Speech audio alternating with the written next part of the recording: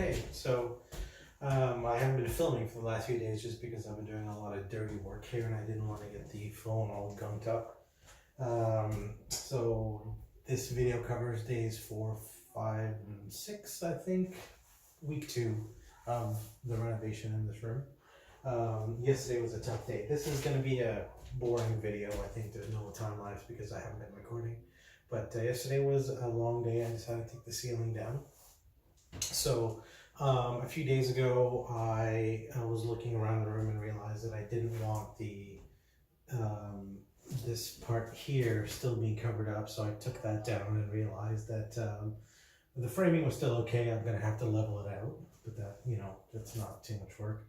Then I decided to take down the piece of wood that was behind the valance, and I'll splice in the pictures I took to this video. Anyway, it was just coated in dust and dirt. And I figured, you know what, it might make sense to bring down the whole ceiling. I was kind of already debating to do it anyway, just to get the soundproofing insulation up there. And then when I saw all that dirt, it was clear to me that I probably should bring it down just to have a clean base to start from. It was an unbelievable amount of dust. I mean, just looking at the dust sitting on top of the drywall sheets, it was actually plasterboard, so they were relatively small sheets, like maybe this big. It was just rivers of dust falling down yesterday while I was removing it. A fun thing, I'm not sure this is going to come up in the camera, but this side of the wall, they were very loosely held, and you can actually, I'm not going to bring the camera, but you can see there's fewer nails holding up the plasterboard than there was on this side of the wall, or the ceiling, I mean, and I'm not sure if that means there was 2 people doing the nailing in or one guy who just got tired. But the first one I removed was the one up here because there was an opening, and I took one nail down and I loosened another one, and it was a board going this way, and I bent down to put the hammer down, and the thing just came crashing down on my head. It hurt, but luckily nothing happened. It was a small piece, like I said. It was thick and heavy. I'll put up a picture that I took of it after it hit me. But the rest of them were really difficult to bring down all along the inside, and then once I came back out to the outside, I could literally just, without even taking the nails on, just grab a hold and bring them down. Whereas the ones over here, I mean, I could yank, they wouldn't be moving at all. So interesting difference in the installation. But in any case, nothing really too bad up there. Lots of dust, like I said, just insane. So I'm glad to have that out. There was a lot of cleanup over the last few hours, getting this room back to, a good state. So we're almost done with the demo.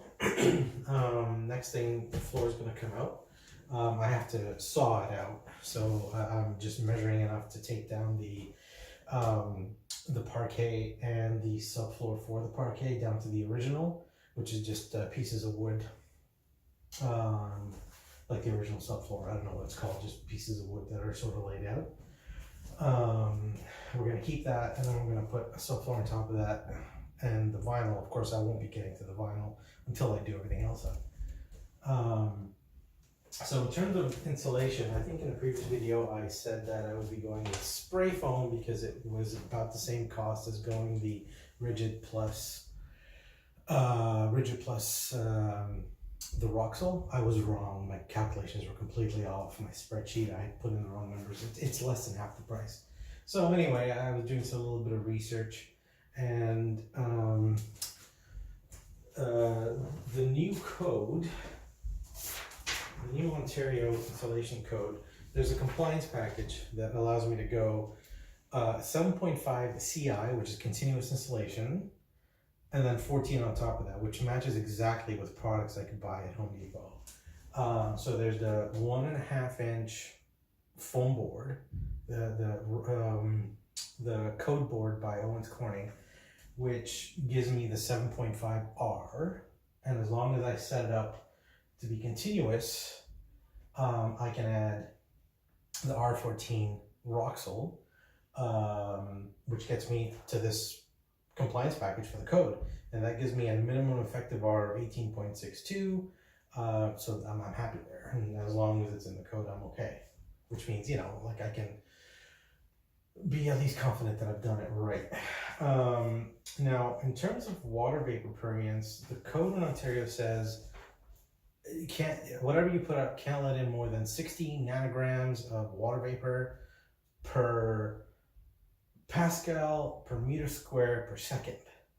So when you do that math, and someone can jump in and sort of see if I did it wrong. So atmospheric pressure is 1 to 2.1 kilopascals. So when you just take that out per square meter, this wall is 15 square meters, not including the door. Sorry, this wall, like all the wall space here is 15 square meters, not including the wall. So when you do the math at 1 to 2.1 kilopascals, every second, that means you can let through 90 milligrams of water vapor. Now, I don't know what that translates to water, but that still seems a lot every second at atmospheric pressure. In any case, the code board is half that at 1.5 at 1.5 inches. So it's 30 nanograms per Pascal per square meter per second. So I'm good there. That well into what the code says.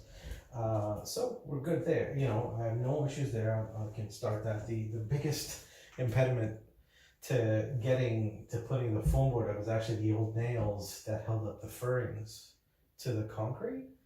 Those are so embedded. I mean, like I can get 3 out before being completely winded.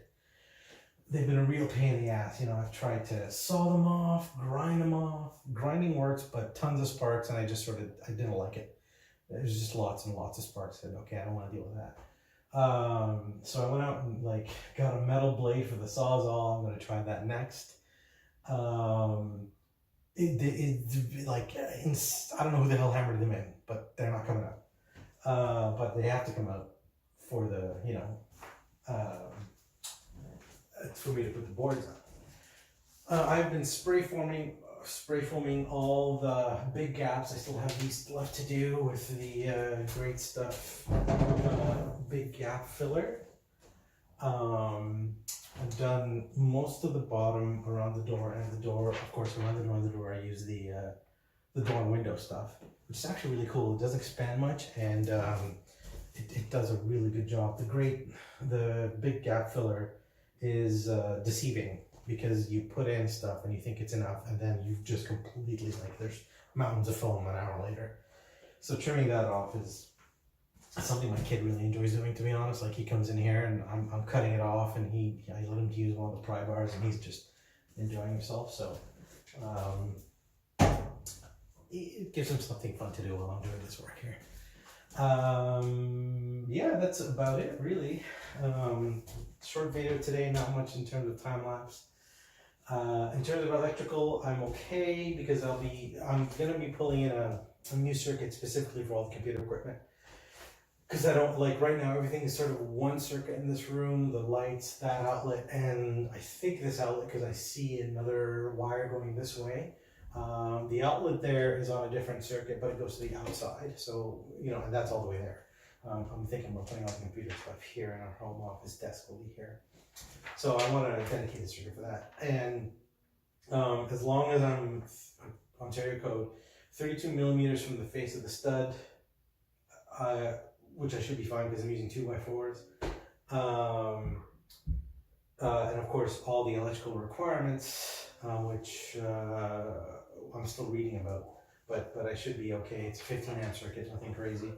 So yeah, that's where we're at now. Sometime this week I'll be taking the walls out. I'm exhausted. The work for moving the ceiling yesterday just winded me. I'm all I don't even know how I'm standing up right now. So yeah, that's kind of where we're at now. I'm hoping to be able to start building in a week or so. If I can work on this slowly during the week after work, I'll take videos because I don't expect it to be too dirty. And that'll be the last demo. Thanks very much.